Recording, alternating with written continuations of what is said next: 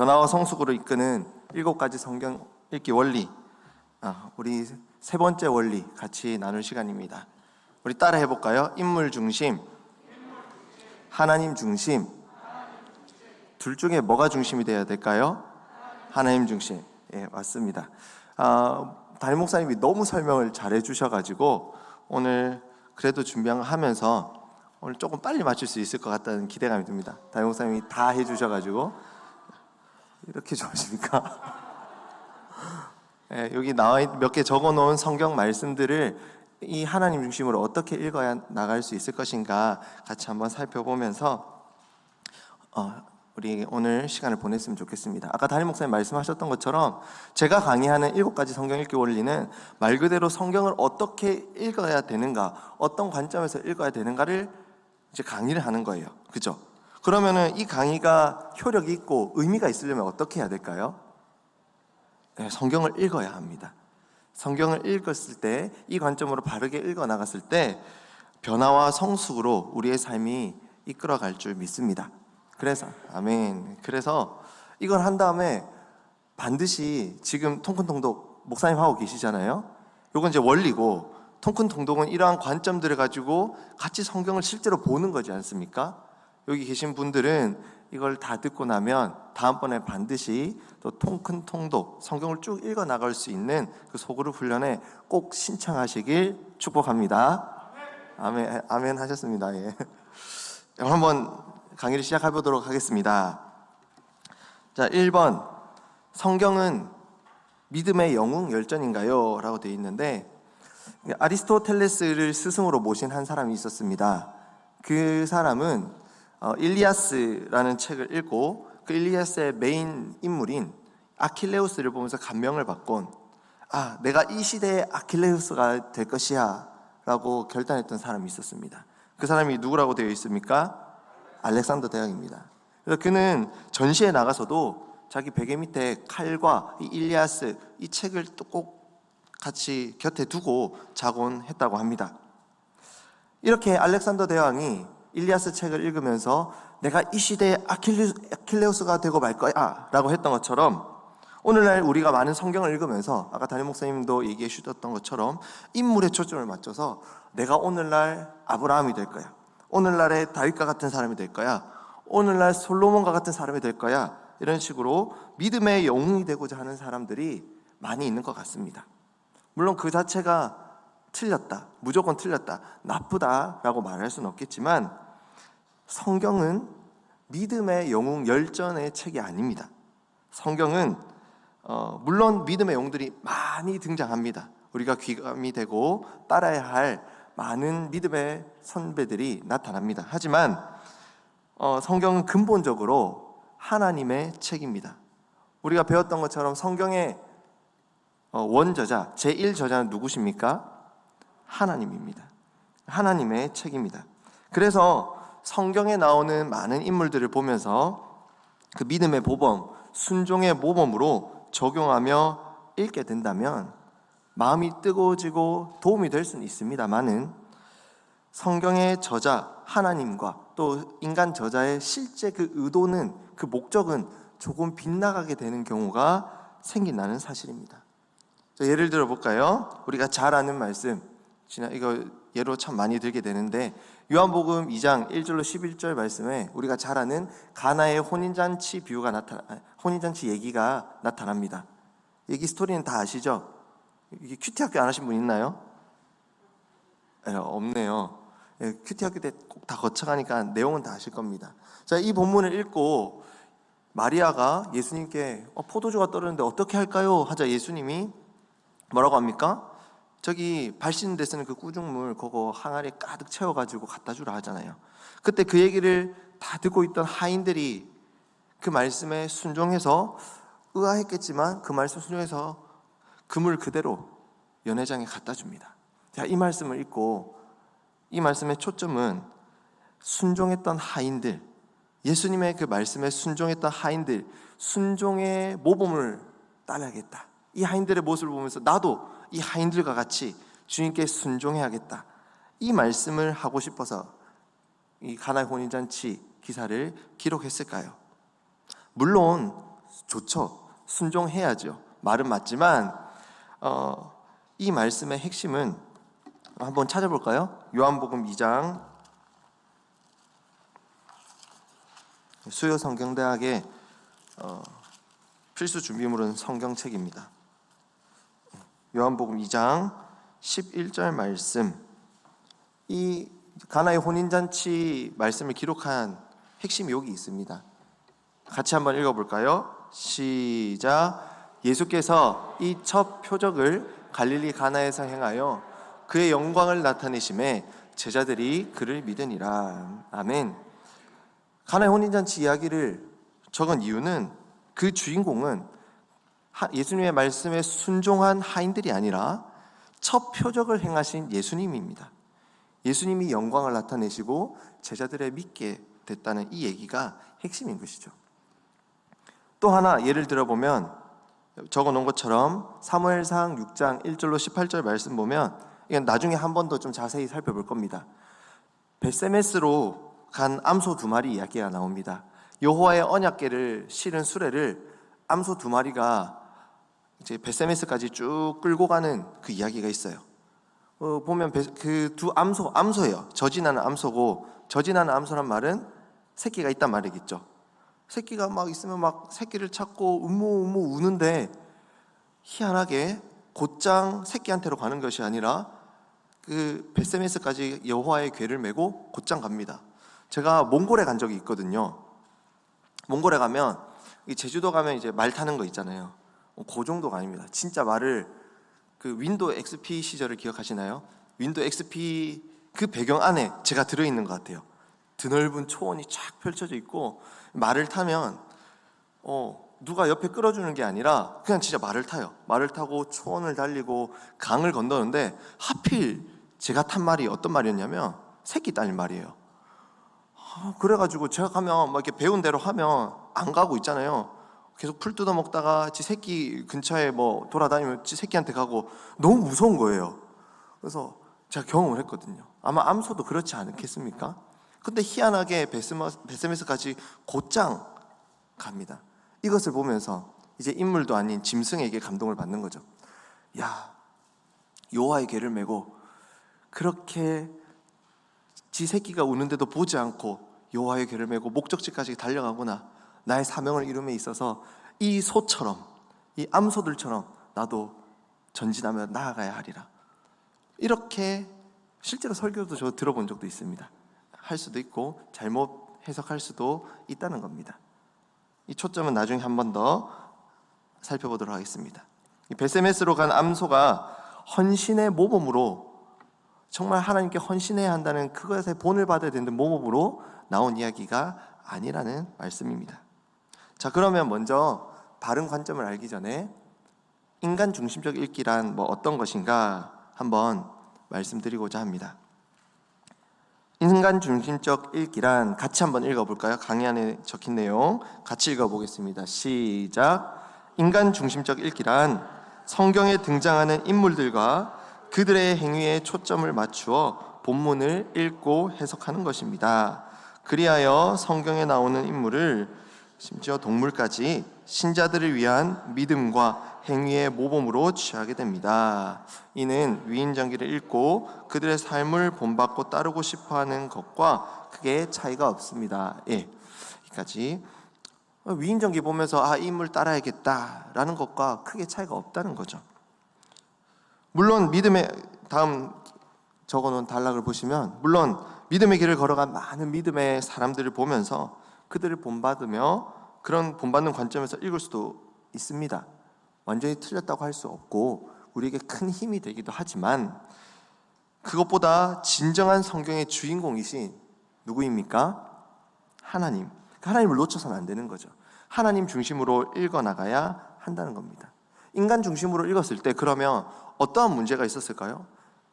사실 인간 중심 모범적으로 읽으면 되게 감명도 받기 쉽고 도전도 되고 되게 유익도 많은데, 어떤 문제점이 있길래 왜 하나님 중심을 강조하는 걸까요? 첫 번째, 같이 한번 읽어보겠습니다. 시작. 성경은 도덕적인 지침서로 취급할 위험성이 있습니다. 성경을 도덕적인 지침서로 그 등급을 다운그레이드 시킬 수가 있습니다. 성경은 하나님의 말씀인데 한낱 도적 지침서가 아닙니다. 예를 들어 보면 룻기 아십니까? 예, 룻기의 얘기가 시어머니를 공경해야 한다. 나중에 룻기를 또 한번 살펴볼 건데 일단 간단하게 이런 오해가 있을 수 있습니다. 시어머니를 공경해야 한다는 그 도적 지침서가 될 수도 있죠. 또 삼손 이야기 아십니까? 힘이 센 삼손. 이 삼손 이야기를 보면 이 삼손이 힘이 센데 또 여자를 좋아하거든요. 그래서 들릴라라는 여자에게 특별히 자기의 그 나시린으로서의 그 비밀들을 다 알려주고 힘을 잃어버립니다. 이 삼손 이야기를 읽으면서 이런 교훈을 얻어도 될까요? 인생에서 여자를 조심해야 되구나. 그렇게 받아들이면 안 된다는 거겠죠. 또 하나 예를 들어 보겠습니다. 다윗, 우리 믿음의 영웅 아닙니까? 근데 다윗에게는 압살롬이란 아들이 있었습니다. 근데 그 아들이 나중에 다윗을, 아버지를 반역을 해버립니다. 심지어 백주대낮에 그 아버지 후궁들과 동침하는 그런 파렴치한 모습도 보입니다. 그 압살롬 아들 때문에, 아들의 반역으로 인해서 다윗은 막 도망다니고 전전긍긍하며 파란만장한 세월을 지내야 되는 그런 세월도 있었습니다. 이것을 보면서 다윗을 보니 자녀 교육의 중요성을 깨달았어. 자녀 교육을 바르게 해야겠어. 이렇게 보게 된다는 거죠. 인간 중심으로 보게 된다면. 또 어떤 문제점이 있냐? 두 번째로 같이 한번 읽어볼까요? 공로주의나 율법주의를 조장할 수 있습니다. 무엇을 해야만 하는 공로주의, 무엇을 반드시 지켜야만 하는 율법주의로 빠질 수 있다는 겁니다. 지난주에 살펴봤던 오병이어 기사 아시죠? 물고기 둘, 떡 5개, 작은 도시락을 드린 한 아이에게 초점을 맞추면 그런 작은 아이도 자신의 모든 것을 드렸는데 나도 이 어린아이처럼 어린아이의 본을 따라서 내 모든 것을 드려야지, 시간을 드려야지, 물질을 드려야지 라고 공로주의, 행위주의로 빠질 수 있게 된다는 것이죠. 또 하나 얘기를 들어보면 구약 성경에 나아만 장군 이야기 아십니까? 네, 나아만 장군이 그 병을 고치기 위해서 선지자를 찾아오지 않습니까? 선지자가 요단강에서 7번 물로 씻어라 하니 6번까지 아무렇지도 않고 7번 딱 씻자 나았잖아요. 이것을 보면서 나아만 장군처럼 온전히 순종해야겠구나라고 적용할 수 있다는 거죠. 그러면 나도 나아만 장군처럼 5번, 6번까지 내 생각에 이만큼 열심히 했는데 그래도 끝까지 순종해야 하구나 라고 성경을 읽을 수 있다는 거죠. 물론 이 적용이 저는 완전히 틀렸다고 생각은 하지 않습니다만은 그거보다 진짜 하나님이 전하고 싶은 핵심 메시지, 하나님이 어떠한 분인가, 하나님은 무엇을 행하시는 것을 알려주고 싶은 그 핵심 메시지를 놓치게 된다는 겁니다. 또 마지막 세 번째로 어떤 문제점이 있습니까? 같이 읽어봅시다. 시작. 성경의 하나님 중심적 초점을 무시합니다. 성경은 하나님 중심입니다. 온전히 하나님이 말씀하시고 하나님이 어떠한 분이신가를 나타내는 게 성경인데 그것을 계속 빗나가서 그 초점을 놓치게 된다는 겁니다. 그래서 그레엄 골즈워디, 이게 사람 이름인가 싶죠? 사람 이름입니다. 이분이 어떻게 얘기를 했냐면 인간 중심적인 방식으로 성경을 연구할 때에 복음의 근본 진로부터 멀어질 수 있다라고 얘기합니다. 물론 부차적인 어떤 감동들을 받을 수 있지만 근본 핵심에서 멀어져 버린다는 겁니다. 그래서 우리는 성경을 어떻게 읽어야 되는 겁니까? 하나님 중심으로 읽어야 한다는 겁니다. 자, 그럼 하나님 중심으로 성경을 읽어야 하는 이유 3가지, 우리 같이 이것도 한 목소리로 읽어보겠습니다. 첫 번째, 성경이 하나님의 말씀이기 때문입니다.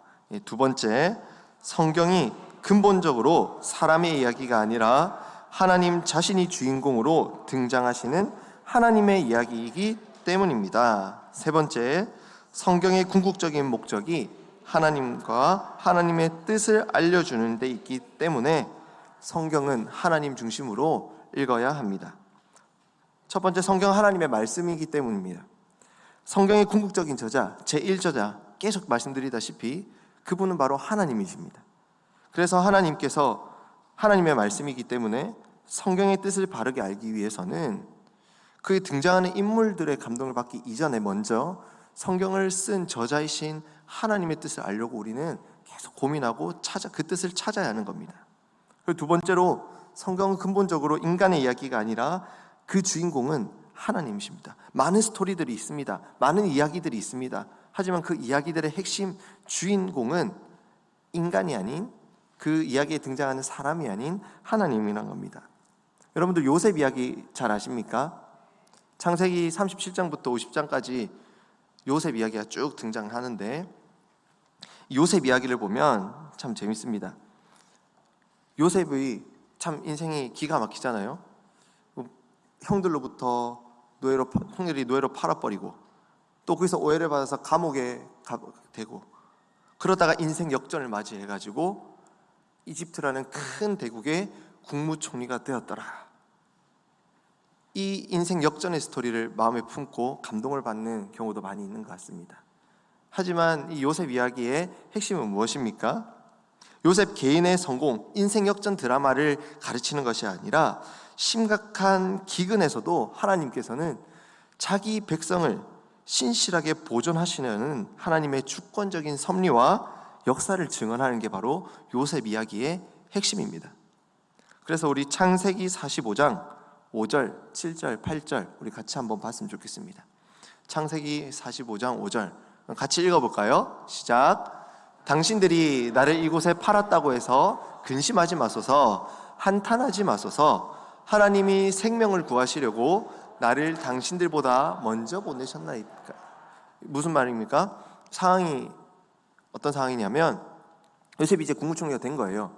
근데 요셉이 꿈을 꿨던 것처럼 7년의 풍년 후에 7년의 대흉년이 일어나서 먹을 것이 없어져서 야곱 식구들이 이제 자기 아들들을 이집트에 보내서 곡식을 좀 구하러 갔습니다.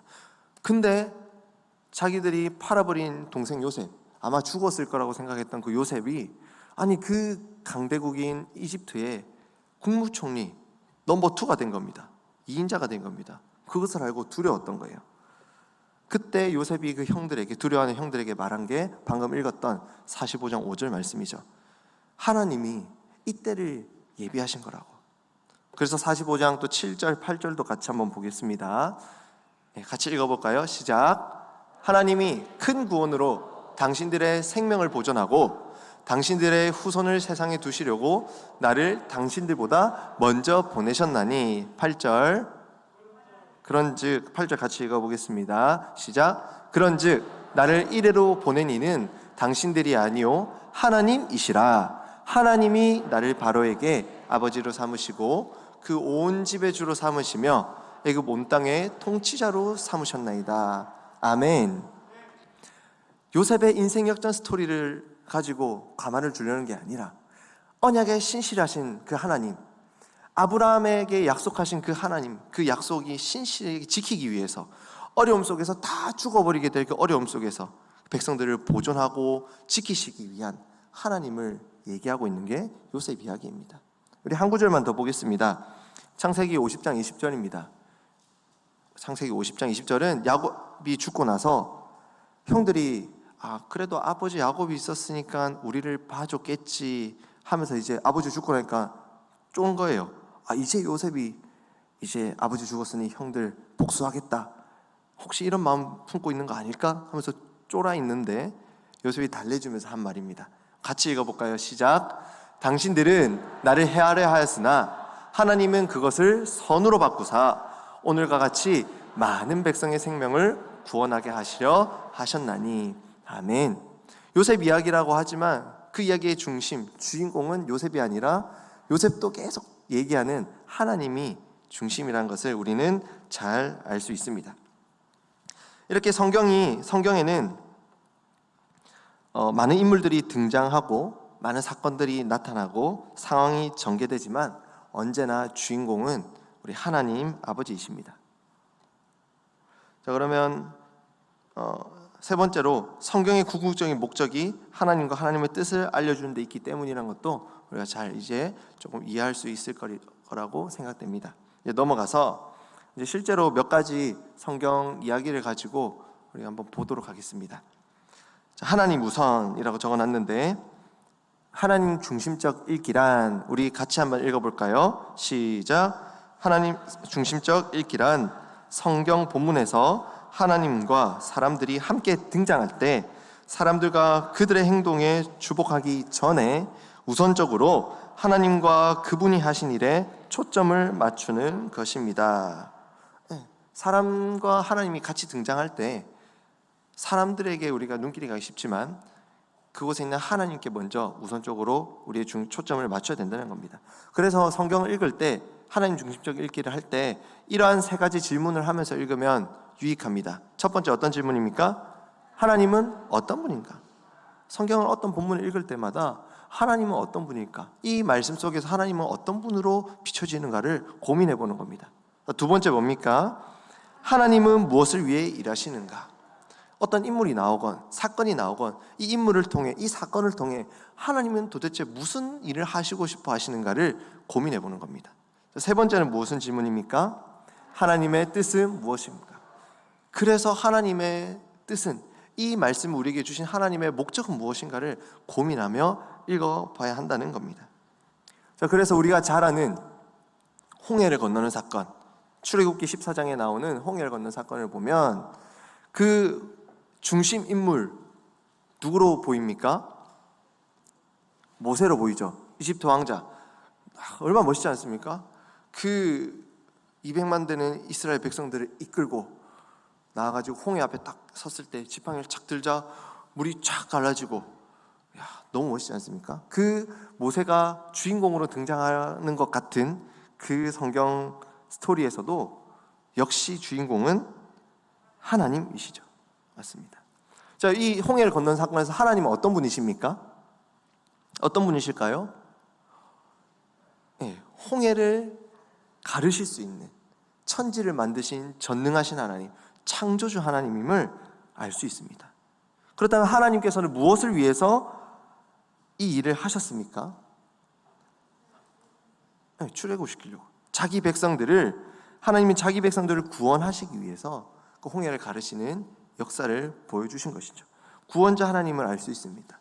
자, 이 사건을 통한 하나님의 뜻은 무엇이겠습니까? 하나님의 뜻은 분명하죠. 자기 백성을 구원하는 겁니다.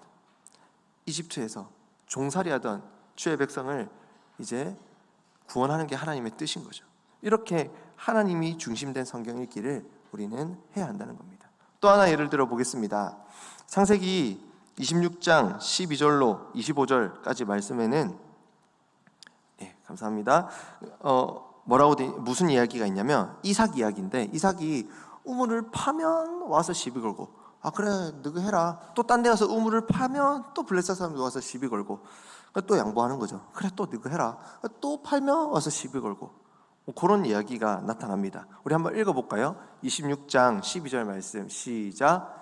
이삭이 그 땅에 농사하여 그의 100배나 얻었고 여호와께서 복을 주심으로 라고 되어 있습니다.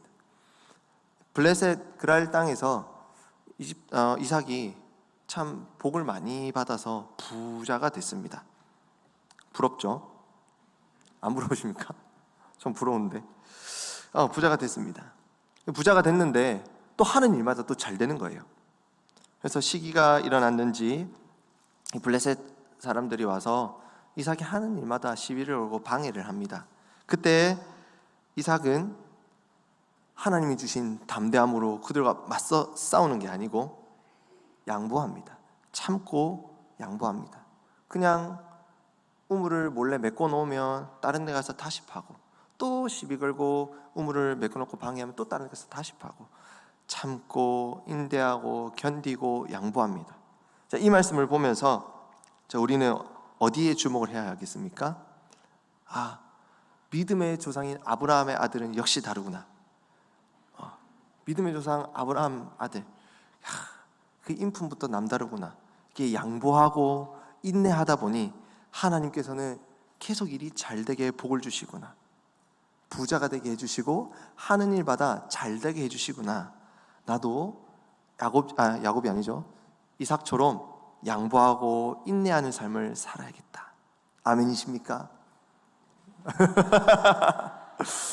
뭐 이렇게 뭐 생각할 수도 있겠지만은 이 본문에서 핵심은 무엇이겠습니까? 역시 하나님이죠. 이제 답이 너무 쉽죠. 어떤 하나님이십니까? 이삭에게 복을 주셔서 이삭과 함께 하시는 그 하나님이 그 주목이 돼야 되는, 중심이 돼야 되는 겁니다. 이삭이 부자가 된 게, 이삭이 일이 잘 풀리는 게 인내하고 양보해서일까요? 우리 성경 읽기 제 첫 번째 원리, 천천히 자세히 주의 깊게 읽다 보면은 이삭이 양보하고 뭐 인내해서 그런 인품이 좋아서 부자가 된 게 아닙니다. 아까 읽었던 12절 다시 한번 띄워주시겠어요? 창세기 26장 12절 보시면 이삭이, 여기서 이제 비법이 나옵니다.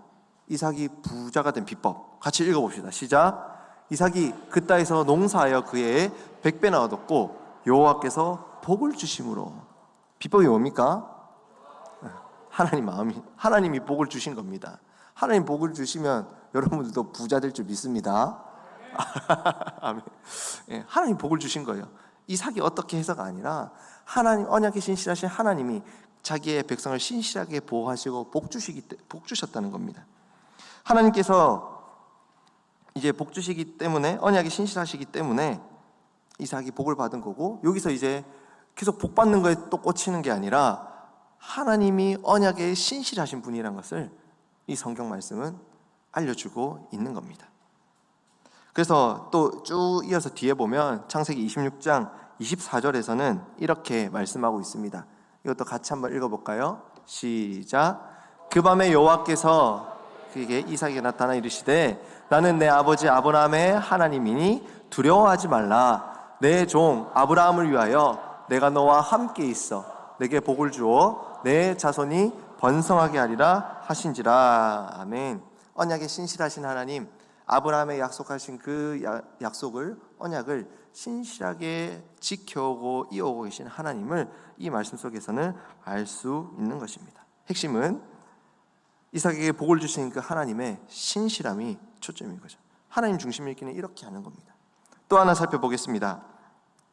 이거는 조금 길지만 우리 본문을 함께 찾아서 읽어보면 좋겠어요. 구약성경 사무엘상 6장 1절로 16절까지만 한번 같이 읽어볼게요. 사무엘상 6장 1절로 16절. 아까 잠시 언급했던 벳세메스로 가는 그 암소 이야기입니다. 사무엘상 6장 1절로 16절까지 말씀. 우리 요거는 좀 기니까 한 절씩 한번 교독해 볼까요? 읽으실 때 어떤 내용인가 한번 파악하면서 읽어보셨으면 좋겠습니다. 자, 1절입니다. 여호와의 궤가 블레셋 사람들의 지방에 있은지 7달이라.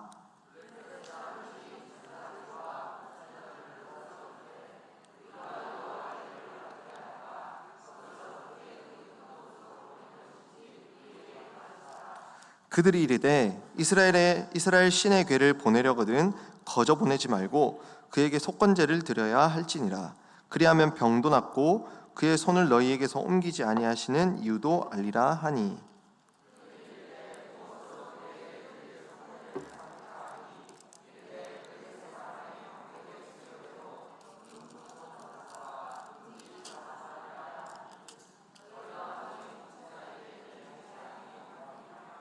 그러므로 너희는 너희의 독한 종기의 형상과 땅을 해롭게 하는 쥐의 형상을 만들어 이스라엘 신께 영광을 돌리라.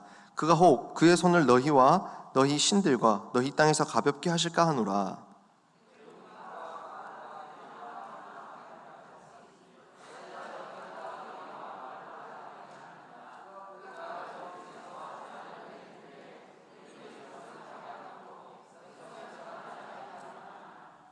(7절입니다) 그러므로 내 새 수레를 하나 만들고 멍에를 메어 보지 아니한 젖나는 소 2마리를 끌어다가 소의 수레를 메우고 그 송아지들은 떼어 집으로 돌려보내고.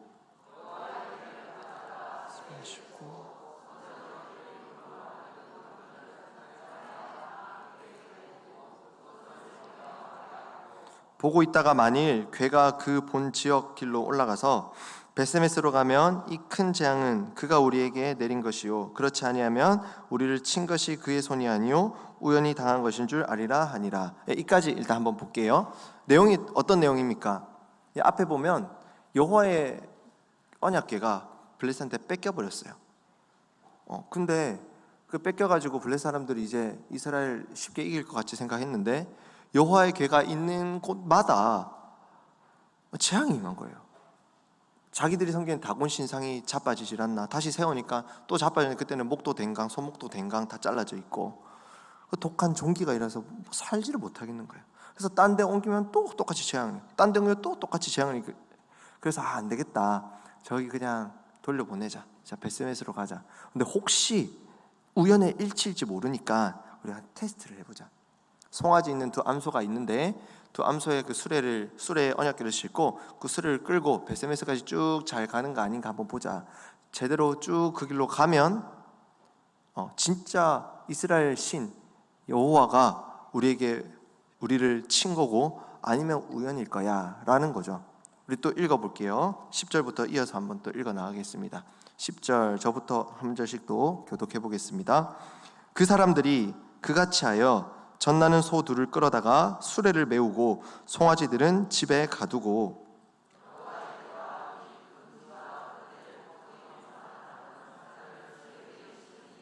암소가 베세메스 길로 바로 행하여 대로로 가며 갈 때에 울고. 왜 울었을까요? 새끼들 생각나서 울었지 않을까요? 울고 좌우로 치우치지 아니하였고 블레셋 방백들은 베세메스 경계선까지 따라가니라.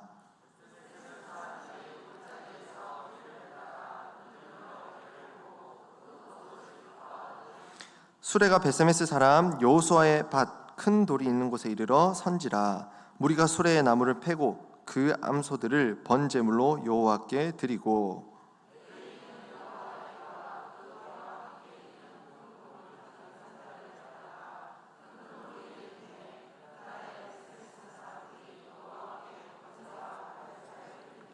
(16절) 같이 읽어보겠습니다. 블레셋 다섯 방백이 이것을 보고 그날에 에그론으로 돌아갔더라. 잘 가네 확인하고 자기 동네로 다시 돌아갔다 하면서 끝납니다. 자, 여기 이 스토리를 쭉 읽었는데 그 암소 두 마리가 울긴 울었지만 베세메스로 곧장 갔습니까? 가지 않았습니까? 갔습니다. 가고 나서 어떻게 됐습니까? 제물로 잡혀버렸습니다. 졸제 송아지들은 고아가 돼버렸습니다. 이 이야기를 통해서 이제 우리가 알아야 될 것이 아까 말씀드렸던 것처럼 이 암소 두 마리에게 감동을 받아서 헌신의 모범으로 보고 이 암소들처럼 나도 주님이 주신 그 사명을 이루매 내 어떤 환경에도 내 어떤 필요에도 저러나 우러나 치우치지 아니하고 주의 사명을 위해 달려가리라고 보는 게 핵심이 아니라고 말씀드렸죠. 이 말씀의 핵심은 그럼 무엇이겠습니까? 앞서 다곤 신상을 부숴버리고 그 블레셋 사람들에게 심한 독한 종기를 나게 하고 재앙을 임하게 하는 그 모든 손길은 누구입니까? 하나님이십니다. 자, 그럼 베세메스로 그 암소 두 마리가 갔습니다. 암소가 내비게이션을 볼 수 있겠습니까? 그 길을 자주 왔다 갔다 했겠습니까? 새끼들은 저 뒤에 있는데 어찌 베세메스까지 갈 수 있었을까요? 하나님이 끌고 가신 거겠죠. 하나님의 손길입니다. 그 소들이 하나님께 순종한 게 아니라 하나님이 그 소들을 끌고 간 거예요. 하나님의 손길을 볼 수 있어야 합니다. 이 사건 전면에 보시면 하나님이 어떻게 역사하셨다고 명시적으로 나타나 있지는 않습니다. 그렇죠? 하지만 이 사건 배후에서 강하게 역사하시는 그 하나님의 손길을 우리는 볼 수 있어야 합니다. 결국 하나님은 블레셋 사람들이 섬기는 그 생명력 없는 다곤신, 그 신상과는 비교할 수 없는 하나님 어떤 분이다? 살아계신 하나님이라는 사실을 이 이야기를 통해 성경 기사를 통해서 분명하게 알려주는 것입니다. 이렇게 성경을 보는 것이 하나님 중심적으로 성경을 읽는 거예요. 자, 구약 성경 이렇게 하나님 중심적으로 쭉 보는데 신약에서는 그럼 어떠냐?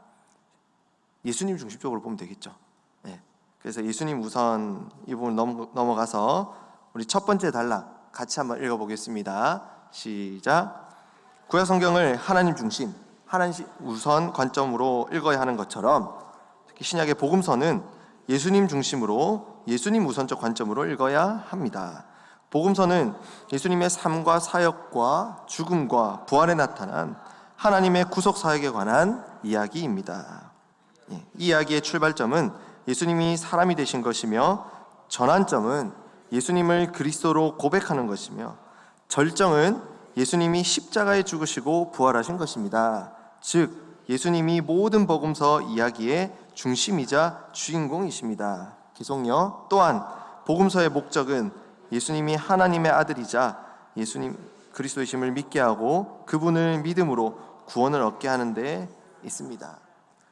복음서의 주인공은 예수님입니다.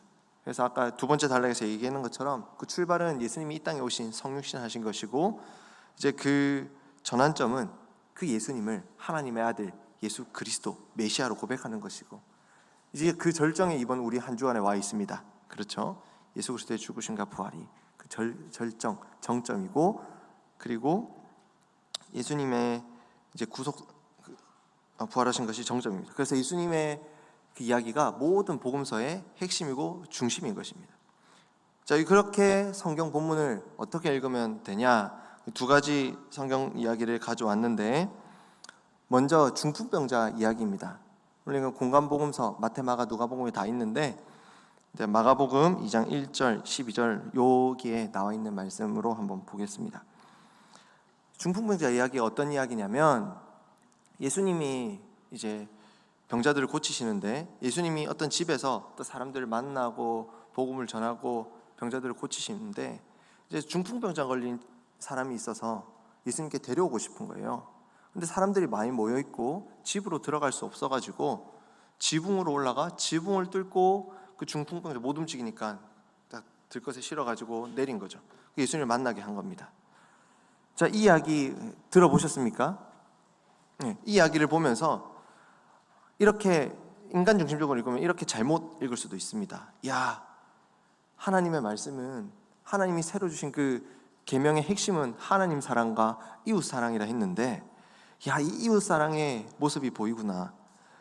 중풍병 걸려서 고통받는 내 이웃을 자기 유익이 아니라 좀 피곤하고 힘들 텐데 그 내 친구가 합력하여서 그 어려움 받는 중풍병 걸린 친구를 들것에 메고 지붕을 뜯으면 나중에 또 보상도 해줘야 될 건데 그런 것도 다 감수하면서 보상 안 해줘야겠습니까? 그런 것도 보상해줘 가면서 그렇게 해서라도 예수님 만나게 해주려고 하구나. 나도 이 4명의 사람들처럼 이웃을 사랑해야지. 아멘이십니까? 말은 다 맞는 말이잖아요. 그죠? 이렇게 생각할 수도 있겠지만은 이 사건의 핵심은 무엇입니까? 예수님이 핵심인 거죠.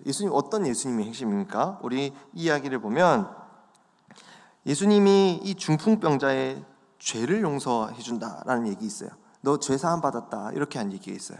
우리 마가복음 2장 5절 한번 띄워주시겠어요? 우리 같이 한번 읽어보겠습니다. 시작.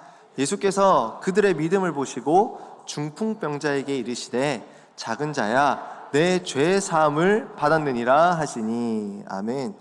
예수님이 병 고쳐주기 이전에 뭐라고 얘기합니까? 죄 사함을 받았느니라 하십니다. 이게 무슨 뚱딴지 같은 얘기입니까? 이게 핵심인 거죠. 예수님은 병을 낫게 해주실 수 있는 분일 뿐만 아니라 그냥 우리 겉으로 보이는 병뿐만 아니 진짜 근본적인 문제, 죄의 문제를 해결해 주실 진짜 메시아 그리스도라는 것을 알려주는 그 목적을 가지고 기록한 겁니다. 물론 이 네 사람의 믿음도 중요하게 나타나긴 합니다. 아까 읽었던 5절 말씀을 보시면 예수께서 그들의 믿음을 보시고라고 합니다. 그들의 믿음이 예수님께 나오면 고쳐주겠다는 믿음이 중요하게 나타나긴 하지만 그 이전에 1차적으로 이 본문의 핵심은 죄의 문제를 해결하러 오신 구원자 되신 예수님을 가르쳐주고 싶은 것이죠. 또 하나 이제 수로보니게 여인의 발음이 어렵네요. 수로보니게 여인 이야기가 있습니다. 참 이 이야기 보면은 예수님이 좀 너무할 것 같다라는 생각이 드는 이야기입니다. 어떤 이야기냐면 자기 딸이 귀신이 들린 거예요. 근데 이 스로보니게라는 지역은 이방 지역이거든요. 유대인이 아니에요. 그래서 예수님한테 그래도 이방인이지만 나아가서 내 딸 귀신 들렸는데 좀 고쳐주이소. 근데 예수님이 뭐라고 하냐? 내 바쁘다. 근데 이 이스라엘 사람들 돌보기도 바쁜데 무슨 이방인들까지 돌보냐? 이렇게 얘기합니다.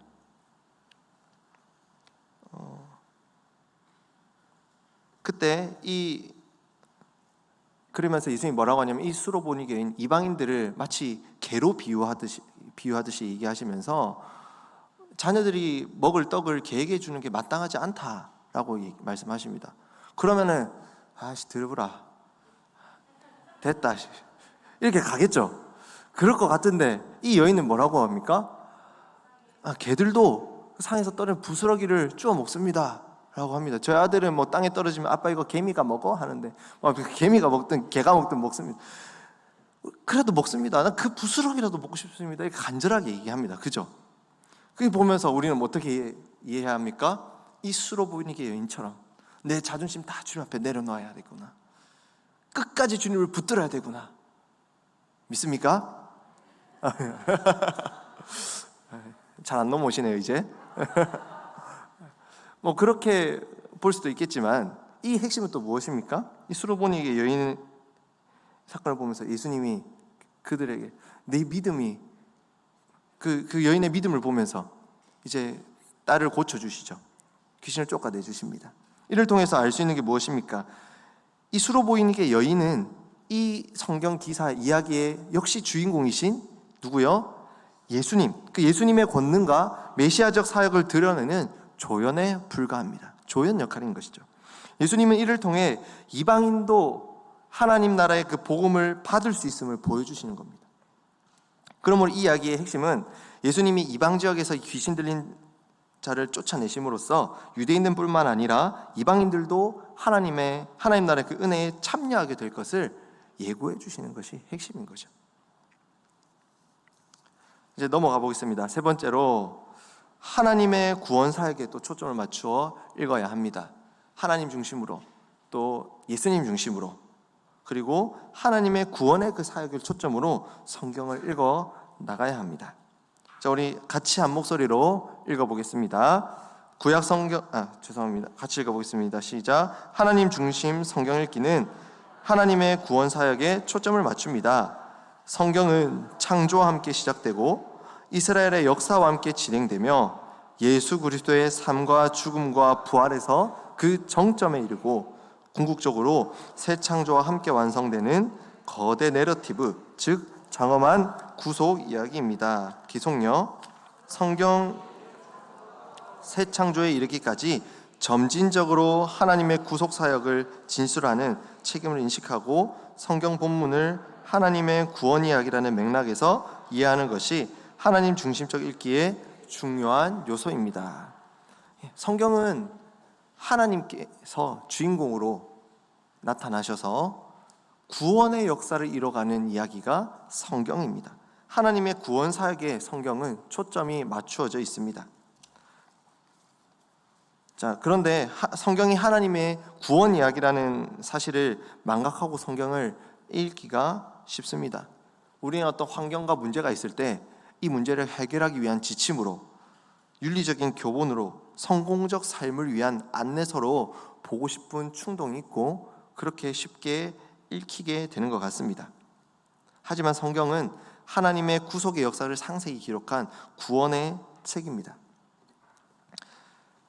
자, 그래서 이제 룻기를 한번 생각해 봅시다. 아까 룻기를 잠시 말씀드렸는데 룻기에 대한 오해가 몇 가지 있습니다. 적어놨는데 룻기를 통해서 고부간의 관계에 대한 팁을 알 수 있다.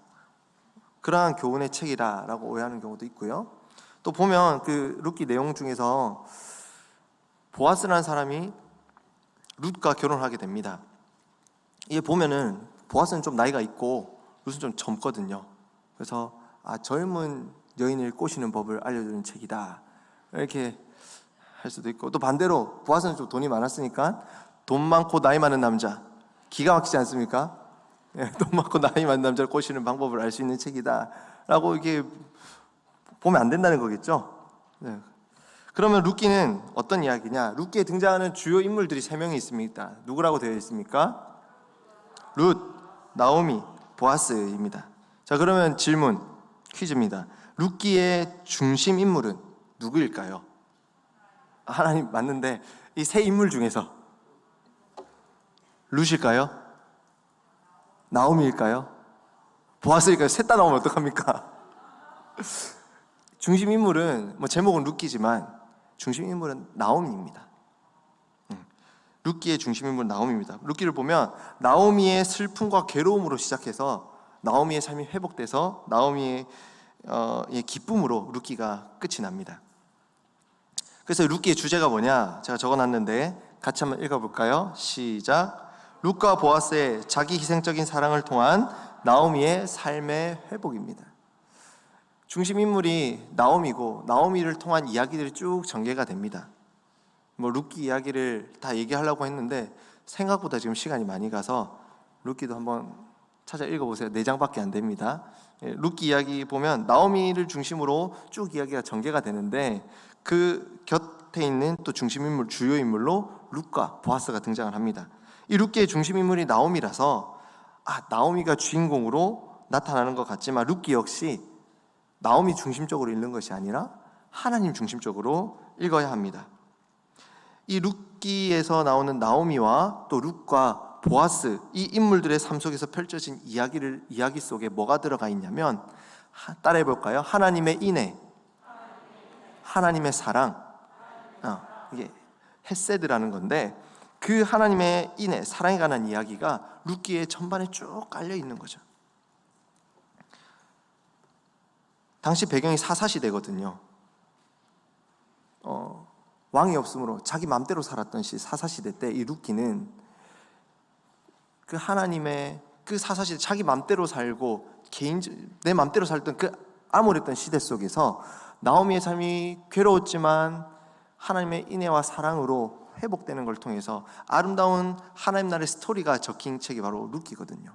그곳에 하나님의 사랑이, 하나님의 인애가 가득 있는 겁니다. 또 룻기의 마무리가 뭘로 되는지 아십니까? 족보로 마무리되어 있습니다. 룻기가 보아스랑 결혼해가지고 애를 낳았는데 애를 요래요래 낳았는데 그 족보에 보면 누가 누구를 낳고 결국엔 그 족보에 누가 있었더라? 다윗이 있었더라 라고 끝이 납니다. 그래서 이 룻기는 다윗의 자손으로 오실 또 누가 있습니까? 예수 그리스도를 예고하는 책이 또 룻기입니다. 그리고 또 한 가지, 룻은 이스라엘 사람이 아니고 모압 여인입니다. 이방인이란 거죠. 근데 이방 여인임에도 불구하고 이 룻이 이스라엘 공동체로 들어와서 예수님의 그 족보에 기록된 한 여인으로 남습니다. 이를 통해서 복음이 이제 이스라엘 민족을 넘어서 모든 민족을 위한 좋은 소식이라는 사실을 또 룻기를 통해 알 수 있는 것입니다. 룻기의 오해를 이제 접어두고 하나님의 구원의 관점, 이 구원의 책을 했잖아요. 그냥 이 나오미의 한 인간의 이야기가 아니라, 그래서 며느리를 잘 구해야 된다는 이야기가 아니라, 돈 많은 늙은 남자를 만나야 된다는 얘기가 아니라, 하나님이 섭리하시고 하나님의 사랑으로 하나님이 약속하신 그 구원의 역사를 이루어간다는 것을 알려주는 책이, 그 사사시대 암울한 시대에도 마음대로 살았던 그 시대에도 신실하신 하나님은 자신의 언약을 이루어 가시다는 그거를 알려주는 책이 바로 룻기라는 사실입니다. 4장밖에 안 되니까 한번 읽어보시기 바랍니다. 자, 이제 넘어가서 그리스도 중심적 읽기입니다. 그리스도 중심적 읽기도 우리 같이 한번 읽어볼까요? 시작. 구약 성경의 하나님 중심적 읽기는 궁극적으로 그리스도 중심적 읽기가 되어야 합니다. 왜냐하면 성경의 중심이 예수 그리스도이기 때문입니다.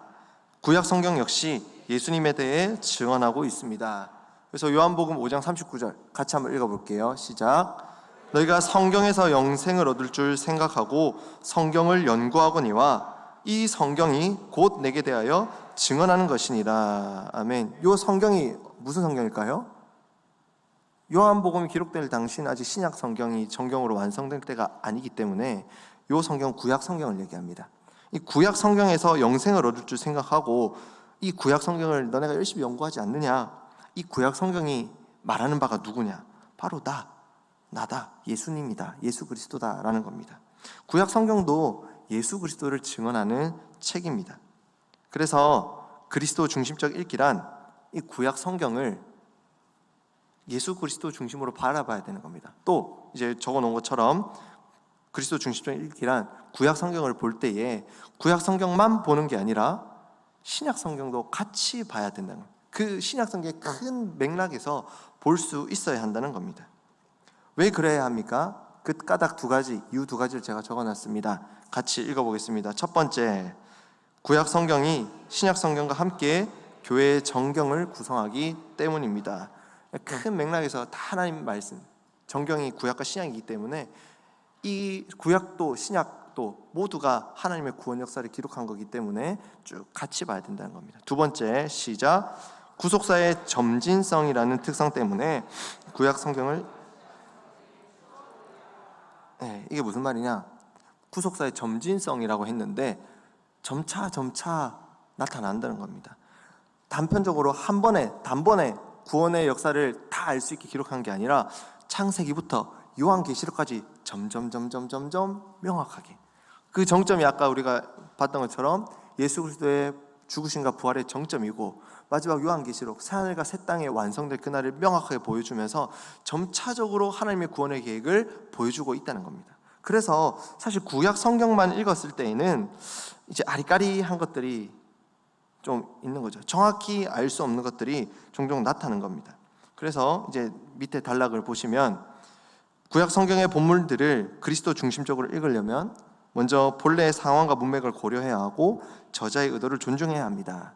그렇게 한 뒤에 구속사 맥락에서 특히 예수 그리스도의 구속 사역에서 비추어 본문의 궁극적인 의미를 파악해야 합니다 했는데, 예를 들어 창세기 3장 15절 원시복음이라 하는 그 말씀을 우리 한번 생각해 봅시다.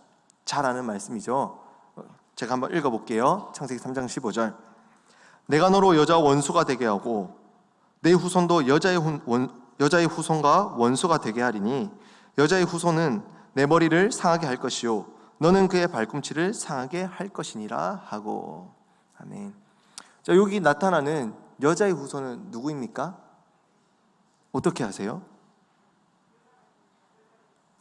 여자의 후손. 자, 그러면 신약 성경 떼고 구약 성경만 봤을 때 이 여자의 후손이 예수님이라는 사실을 알 수 있습니까? 알기 어려울 거예요.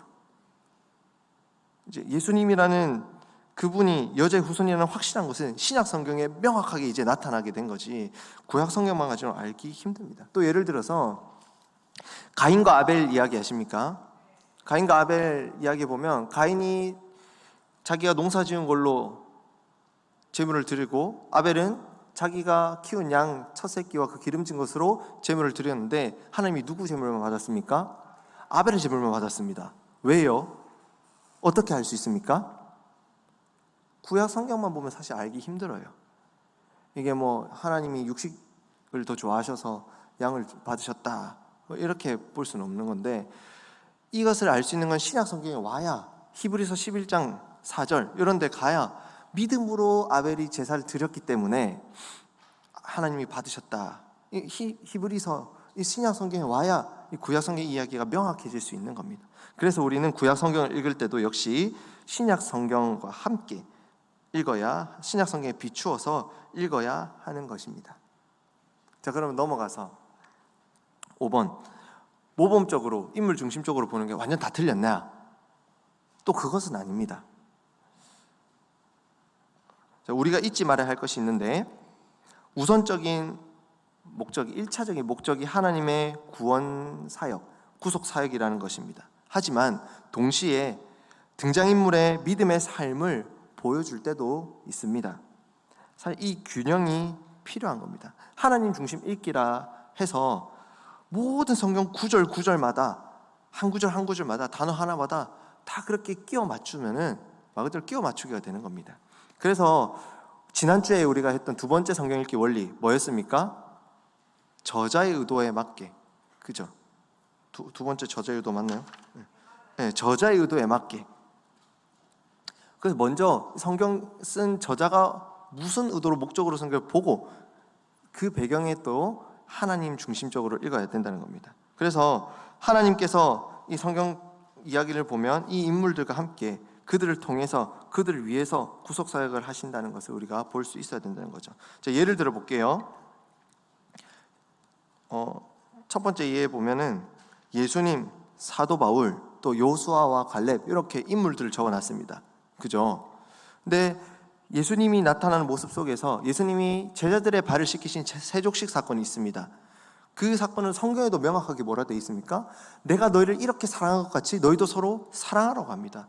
예수님의 그 섬김의 모범을 그대로 닮아야 되는 겁니다. 사도 바울도 뭐라 합니까? 여러 번 자기 쓴 편지에 나를 본받으라 라고 합니다. 그래서 사도 바울을 본받아야 된다는 거죠. 또 요수아와 갈렙도 사실 놀라운 믿음의 선조로서 우리가 따라야 할 모습을 보여주기도 합니다. 이런 것을 깡그리 무시하는 것 또한 잘못된 것입니다. 또 반면에 따라야 할 본도 있지만 따르지 말아야 할 본도 성경에 나타납니다. 그것도 우리가 무시해서는 안 되고 균형 있게 취할 수 있어야 합니다. 예를 들어서 두 번째 예를 든 거, 이스라엘 초대왕 사울이 자기 마음대로 이제 전쟁에서 승리한 다음에 그 전리품들을 진멸해라고 했는데 좋은 것들 지가 가져가거든요. 그래서 뭐라 합니까? 하나님이 순종이 더 낫다. 이 제사보다 순종이 더 낫다고 하시잖아요. 이런 사울을 보면서 나는 사울처럼 그러지 않아야겠구나라는 반대의 모범으로도 우리는 볼 수도 있습니다. 오늘 새벽에 제가 설교한 내용 중에서도 예수님을 십자가에 못 박았던 유대인들 그리고 빌라도 이들을 보면서도 우리는 이들처럼 우리가 예수님의 십자가 못 받고 있지 않는가, 그렇게 하면 안 되겠다라는 반대의 모범으로 진짜 균형 있게 볼 수도 있어야 한다는 겁니다. 아시겠죠? 하나님 중심적으로 읽기라 해서 성경 한 구절 한 구절마다 다 예수님을 찾아야 되고 하나님을 찾아야 되고 성경 인물들의 의견 다 배제를 시켜야 된다는 것은 아닙니다. 앞서 담임 목사님도 잘 요약을 해주셨던 것처럼 그들도 중요하지만 그 이면에 또 그보다 더 핵심으로 있는 1차적으로 우리가 봐야 하는 하나님, 예수님의 그 구원의 사역을 먼저 볼 수 있어야 한다는 사실입니다. 자, 그러면 마지막으로 우리가 잘 아는 삭개오 이야기를 하나님 중심적으로 같이 한번 살펴보고 마무리하고자 합니다. 성경 한번 찾아보겠습니다. 누가복음 19장 1절로 10절까지 말씀입니다. 키 작은 자들에게 위로가 되는 말씀이죠. 누가복음 19장 1절로 10절, 우리 한 절씩 이것도 교독해 보겠습니다. 누가복음 19장 1절로 10절. 예수께서 여리고로 들어가 지나가시더라.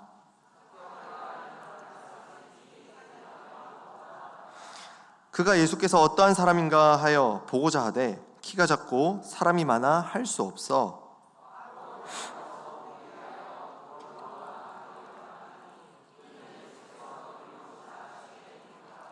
예수께서 그곳에 이르사 쳐다보시고 이르시되 삭개오야 속히 내려오라. 내가 오늘 내 집에 유하여야 하겠다 하시니 뭇 사람이 보고 수군거려 이르되 저가 죄인의 집에 유하러 들어갔도다 하더라.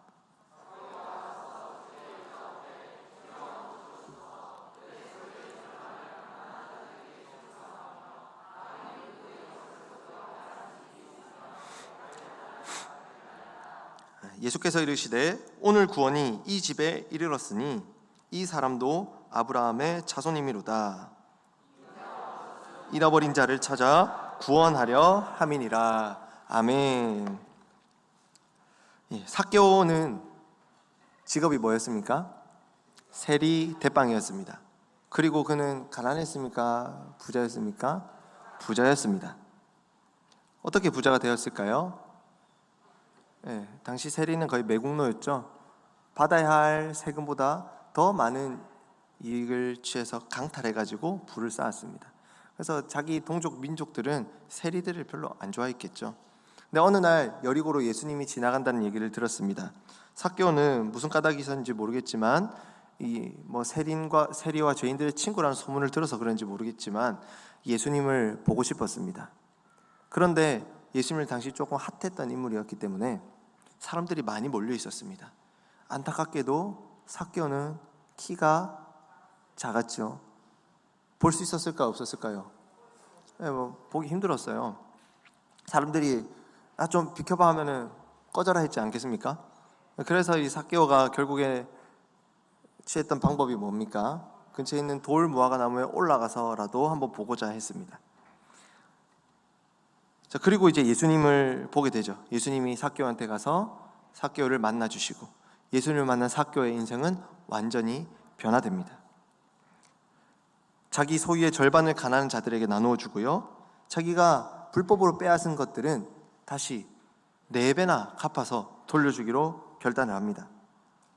자, 예수님을 만나기 위해서 포기하지 않고 나무 위에 올라가기까지 한 그 삭개오, 또 예수님을 만난 후에 놀라운 회심과 변화의 모습을 보인 그 삭개오는 예수님을 만나기 원하는 사람, 또 예수님을 이미 만난 우리 모두에게 이 삭개오라는 인물도 많은 도전을 주고 감화를 줍니다.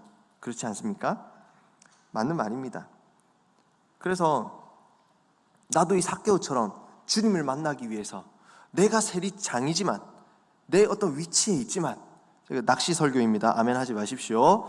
네.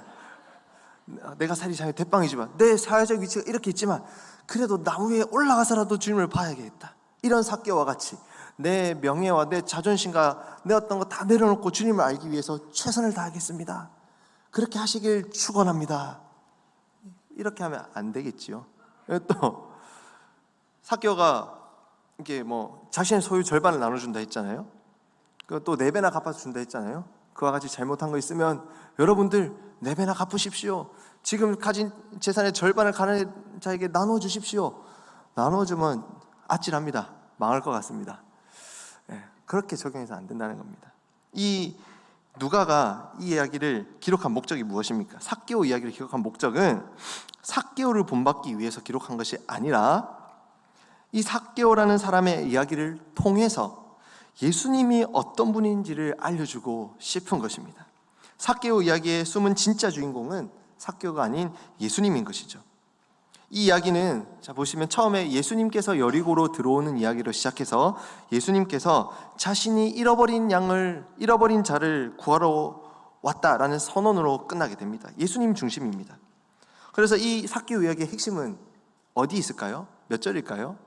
마지막 10절에 있습니다. 우리 10절 우리 다시 한번 다 같이 한번 읽어보겠습니다. 누가복음 19장 10절 시작.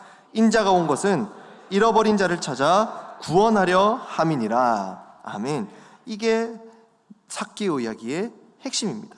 삭개오는 예수님이 찾고자 하는 잃어버린 자를 대표하는 인물이 삭개오인 것입니다. 그러므로 이 본문에서 누가의 1차적인 목적, 핵심은 무엇이냐? 삭개오가 어떠한 노력을 해서 예수님을 만나게 되었다는 것이 아니라 예수님이 어떻게 삭개오에게 찾아가셨으며, 예수님이 어떻게 그를 만나셨으며, 예수님이 어떻게 그를 구원하셨는지가 핵심인 것입니다. 그러므로 이 본문을 읽고 우리는 어떻게 적용할 수 있겠습니까? 어떻게 묵상할 수 있겠습니까? 1차적으로, 핵심적으로 삭개오 이름을 예수님이 이미 아셨거든요. 이미 삭개오 이름을 아신 이미 그 삭개오를 정하고 만나려고 구원하러 오신 그 예수님이 오늘날 나의 이름을 아시고 나를 아시고 우리를 찾아와 구원해 주셨다는 그 사실을 우리는 묵상할 수 있어야 하는 것입니다. 그리고 이제 또 부차적으로는 삭개오의 그 모습을 통해서 삭개오가 회심하고 돌이킨 모습이 어마어마하지 않습니까? 진짜 회심한 사람의 모습은 삭개오와 같습니다. 실제로 그냥 말로만 주님 울면서 주님 잘못했습니다가 아니라 실제로 돌이켜서 내 잘못된 것을 시정하고 고치는 것이, 삭개오처럼 고치는 것이 주님을 만나고 돌이킨 자의 모습입니다. 이것을 부차적으로 우리에게 적용하고 묵상할 수도 있는 것입니다. 이렇게 성경을 보는 게 하나님 중심으로 읽는 것입니다. 이제 마무리하려고 합니다. 이제 맺는 말 넘어가서 같이 한번 읽어보도록 하겠습니다. 첫 번째 단락 시작. 성경에는 우리가 본받을 만한 수많은 믿음의 사람들이 나옵니다. 하지만 성경은 근본적으로 사람에 관한 책이 아니라 하나님에 관한 책입니다. 또한 성경은 하나님이 이루어 가시는 구원에 관한 책입니다. 그러므로 성경 이야기는 구원을 이루어 가시는 하나님 또는 예수님에게 초점을 맞추어 읽어야 합니다. 혹시 본문에 하나님이 등장하지 않더라도 본문 배후에서 역사하시는 그 하나님의 손길을 놓치지 말아야 합니다. 다음 단락도 같이 읽어볼게요. 그렇다고 해서 성경에 나오는 인물을 무시하고 경시하는 것도 옳지 않습니다. 1차적이진 않지만 2차적으로 성경은 특정 인물들을 부각시키기도 하며 그 인물을 모범으로 제시할 때도 있습니다. 이는 성경 읽기의 원리에서 하나님 중심적으로 읽기보다 저자의 의도를 따라 읽는 것이 우선하기 때문입니다. 그래서 만약 성경 저자의 의도에 따라 등장인물들을 모범적으로 취하는 경우에는 반드시 그들을 하나님과 관계 속에서 이해하고 하나님의 구속 역사에서 어떤 역할을 하고 있는지 살펴보아야 합니다. 이해되시죠? 이제 하나님 중심으로 읽을 때 성경에 나온 인물들 다 무시하지 말고 배제하지 말고 이를 통해서 또 하나님 어떻게 구원 역사를 이루어 가시는가 볼 수 있어야 된다는 겁니다. 그래서 오늘 강의를 통해서는 이제 우리 성경 읽는 방식이 특정 인물들만 보고 그 인물들을 본받으려고만 하는 인물 중심의 성경 읽기를 넘어서 하나님 중심, 예수님 중심의 성경 읽기로 전환되었으면 좋겠습니다. 그래서 하나님 말씀을 읽을 때 하나님 말씀을 읽어가면서 변화와 성숙을 경험하게 되는 그런 기쁨을 맛보셨으면 좋겠습니다. 아멘. 그래서 이 강의가 유익하려면 어떻게 해야 된다고요? 성경을 읽으셔야 합니다. 묵상을 하셔야 합니다. 그래서 다음 주까지의 적용, 이번 주에 이제 요한복음이 끝나면 다음 4월의 본문은 어딘지 아십니까? 사무엘상입니다. 6장에 보면 아까 봤던 베세메스 소 얘기도 있고, 그래서 사무엘상을 하루에 3장씩 우리가 읽었던 성경 원리를 생각하면서 읽고 다음 주에 또 만났으면 좋겠습니다.